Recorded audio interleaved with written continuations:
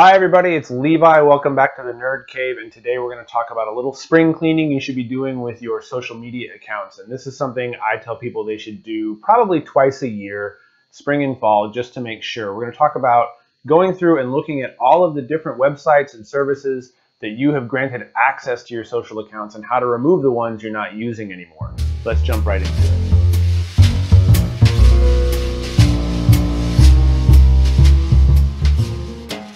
So we're going to look through three platforms for this: Facebook, Twitter, and LinkedIn. These are the ones most people probably use. We're going to start with Facebook. So in the blue navigation bar, you find the little drop-down arrow on the far right.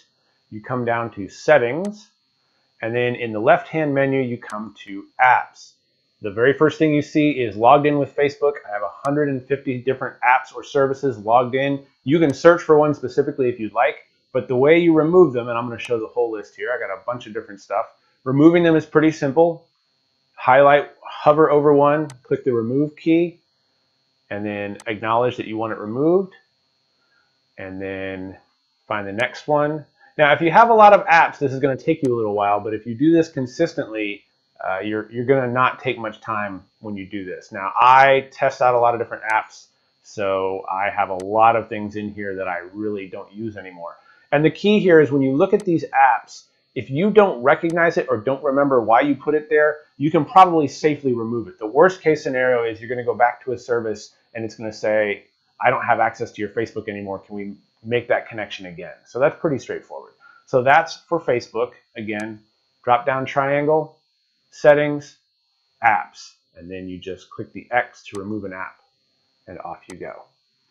Moving on to Twitter. From the Twitter home screen, you just click on your profile picture in the top right, come down to Settings and Privacy, and then scroll down on the left until you get to Apps, and that will bring up the list of all of the apps that are connected to your Twitter account. There's several here that I don't need anymore, and you just revoke access as you go through.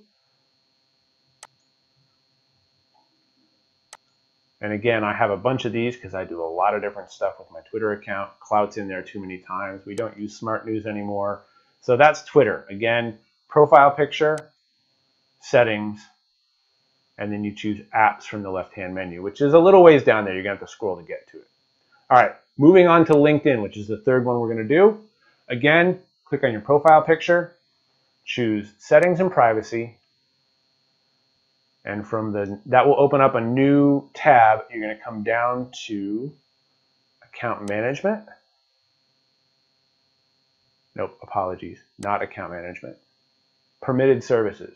So under Partners and Services, you go to Permitted Services, and we're going to change that. And here again is a list of all the services I've allowed to connect to my LinkedIn account. So I'm going to remove a couple of these. I don't need the Help Center anymore. Now, it scrolls you back up to the top, which is kind of annoying, but you can still scroll through here. I actually have fewer here. We're done with Nudge, and we're done with Podio. So we'll remove that one. So again, for LinkedIn, you start from your profile, pull down under your profile picture to Settings and Privacy, which will open up a new tab. And in the new tab, you go to Partners and Services, and then just scroll through and click Remove on the services that you're no longer using. So there you go, quick and easy how to disconnect services and apps from your Facebook, your Twitter, and your LinkedIn accounts. Over time, we all get these accumulated for a service we signed up for or a website we registered for that we no longer use. Like I said, we recommend doing this about twice a year just to make sure that you're aware of all the services that have access to your social data. We're going to do another video later to show you how to disconnect your Google accounts in a similar manner in case you've used Google to log into a few things.